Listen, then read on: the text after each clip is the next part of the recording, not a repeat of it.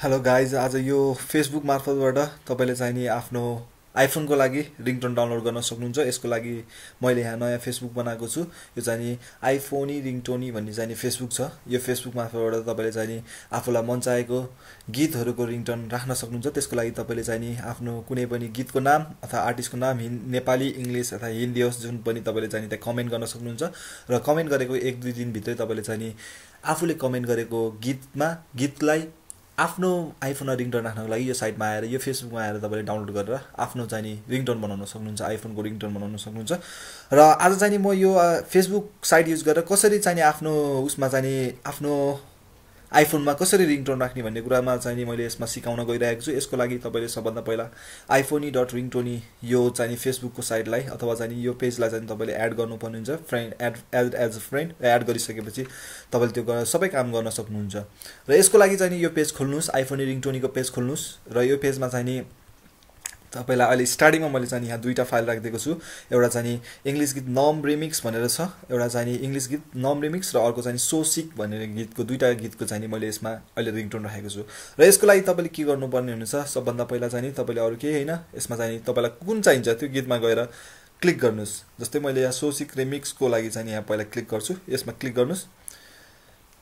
Click गरिसकेपछि तपाईँको अर्को पेज खुल्छ। यसमा चाहिँ तपाईँको डाउनलोड अप्सन आउँछ र यो डाउनलोड अप्सनमा गएर क्लिक गर्नुहोस्। त्यो डाउनलोड अप्सनमा गएर क्लिक गरिसकेपछि त्यो फाइल चाहिँ तपाईँको कम्प्युटरमा डाउनलोड हुन्छ, ल्यापटप अथवा कम्प्युटरमा यहाँ डाउनलोड भयो। र यो डाउनलोड भएको फाइल चाहिँ नि तपाईँले, मैले यसलाई डाउनलोड गरिसकेको छु। यो फाइल चाहिँ नि मैले चाहिँ नि यो डाउनलोड भइसक्यो र डाउनलोड भएको फाइल चाहिँ यहाँ मसँग यहाँ छ डेस्कटपमा सोसिक रिमिक्स भनेर चाहिँ आएको छ हेऱ्यो है।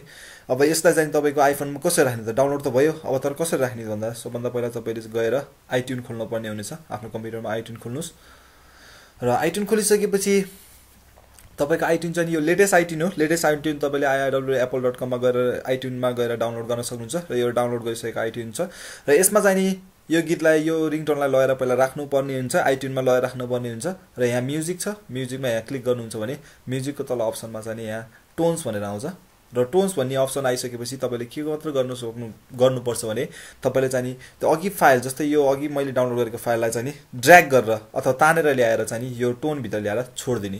त्यति छोडिदिइसकेपछि एकछिनमा चाहिँ तपाईँको त्यो चाहिँ नि आइट्युनमा गएर चाहिँ नि यो सामेल हुन्छ। जस्तै यहाँ देखाएको छ सोसिक भनेर चाहिँ यहाँ देखाएको छ। र यो टोन त आइट्युनमा त आयो। अब आइट्युनबाट तपाईँको चाहिँ नि आइफोनमा कसरी राख्ने त, त्यसको लागि चाहिँ तपाईँले आफ्नो आइफोन चाहिँ नि यसमा चाहिँ नि कनेक्ट गर्नुपर्ने हुनेछ। ल्यापटप जुनमा चाहिँ तपाईँले काम गर्दै हुनुहुन्छ त्यो उसमा चाहिँ तपाईँको आइफोन कनेक्ट गर्नुहोस्। मेरो आइफोन कनेक्ट भयो र आइफोन कनेक्ट भइसकेपछि यहाँ तपाईँले देख्न सक्नुहुन्छ यहाँ आइफोन भनेर आएको छ। मेरो आइफोन कनेक्ट हुँदैछ, कनेक्ट भयो। र कनेक्ट भइसकेपछि अब चाहिँ तपाईँले चाहिँ नि अब यहाँ आइफोन कनेक्ट हुन्छ र त्यो आइफोन जुन कनेक्ट हुन्छ त्यहाँ गएर क्लिक गर्नुहोस् है। तपाईँले त्यहाँ गएर क्लिक गर्नुपर्ने हुनेछ। तपाईँको आइफोनमा क्लिक गरिसकेपछि यसरी आइफोन, आफ्नो आइफोन यहाँ मैले विकास आइफोन भनेर खुलेको छ, यसरी चाहिँ तपाईँको आइफोन खुल्छ।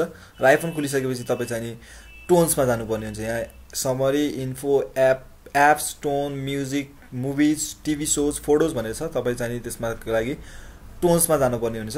टोन्समा गइसकेपछि तपाईँको टोन्समा चाहिँ नि यहाँ क्लिक नभएको हुनसक्छ, त्यहाँ माथिपट्टि देख्न सक्नुहुन्छ तपाईँले SYNC साइकनाइज हो यसको अर्थ, साइकनाइज टोन्स भनेर छ। त्यो चाहिँ नि साइकनाइज टोनमा चाहिँ राइट क्लिक नभएको हुनसक्छ। त्यहाँ गएर तपाईँले क्लिक गरेपछि त्यहाँ राइट हुन्छ। राइट गरेपछि तपाईँको कतिवटा टोन छ त्यहाँ देखाउँछ। यहाँ 4 टोन्स भनेर देखाएको छ मेरोमा। र यो टोनलाई चाहिँ नि अब तपाईँको उसमा राख्नको लागि, तपाईँको आइफोनमा राख्नको लागि तपाईँले तलपट्टि लास्टमा चाहिँ तल देख्न SYNC भनेर बटन मात्र देख्न सक्नुहुन्छ लास्टमा। त्यो SYNC साइकनाइज भन्छ त्यसलाई। साइकनाइज भनेको तपाईँसँग भएको डाटाहरू, आइट्युनमा भएको डाटाहरूलाई आइफोनमा राख्ने भनेर बुझिन्छ। र यसमा गएर तपाईँले क्लिक गर्नुपर्ने हुन्छ। क्लिक गरिसकेपछि तपाईँको चाहिँ बिस्तारै माथिपट्टि प्रोसेसिङ देख्न सक्नुहुन्छ। प्रोसेसिङ भएकोमा त्यहाँ गएर चाहिँ तपाईँको टोनहरू चाहिँ कपिड हुन लाग्यो है। एकछिनपछि तपाईँको उसमा चाहिँ कपिड हुन्छ, एकछिन कुर्नुपर्ने हुन्छ। त्यहाँ कपिड भयो, मेरो कपिड भएको देखाइयो। र कपिड भइसकेपछि अब चाहिँ तपाईँको कपिड भएको अर्थ के हो भन्दा तपाईँको चाहिँ नि आइफोनमा त्यो आइसक्यो। त्यो आइसकेपछि त्यो तपाईँले के गर्नु, डन गरिदिनुहोस्। यसलाई चाहिँ डन गरिदिनुहोस्। डन गरिदिइसकेपछि तपाईँको चाहिँ त्यो आइफोनमा गइसक्यो। त्यति गरिसकेपछि तपाईँको आइफोनलाई थुत्नुहोस्। आइफोनमा थुतेर तपाईँ चाहिँ आइफोनको चाहिँ आइफोनमा गएर सेटिङमा गएर सेटिङमा गएर चाहिँ तपाईँले सेटिङको तलपट्टि जेनरलको मुनि साउन्ड देख्नुहुन्छ। साउन्ड्समा गइसकेपछि त्यहाँ रिङटोन्स भन्ने छ। रिङटोन्समा गएर चाहिँ अहिले भर्खर आएको रिङटोन्स तपाईँले चाहिँ राख्न चाहनुहुन्छ भने तपाईँ त्यहाँ गएर रिङटोन्सको माथिपट्टि हेर्नुहोस्, त्यहाँ चाहिँ सोसिक भनेर अहिलेको मैले डाउनलोड गरेको फाइल चाहिँ आएको छ।